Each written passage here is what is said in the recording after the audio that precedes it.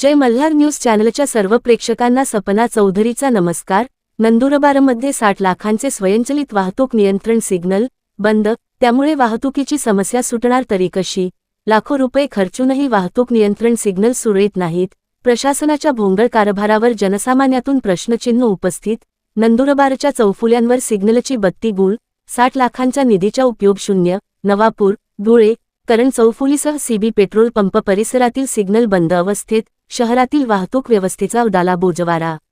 नंदुरबार शहरातील आणि शहरातून जाणाऱ्या महामार्गावरील वाहतूक कोंडीची समस्या सोडवण्यासाठी नंदुरबार जिल्हा प्रशासनाच्या वतीने तब्बल 60 लाख रुपये खर्च करून स्वयंचलित वाहतूक नियंत्रण करण्यासाठी स्वयंचलित सिग्नल बसवण्यात आले आहेत।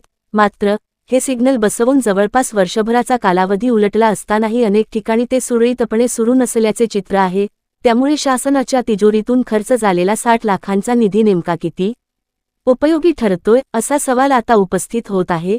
नंदुरबार शहरातील नवापूर चौफुली, धुळे चौफुली, करण चौफुली आणि सीबी पेट्रोल पंप परिसरात हे वाहतूक सिग्नल बसवण्यात आले आहेत।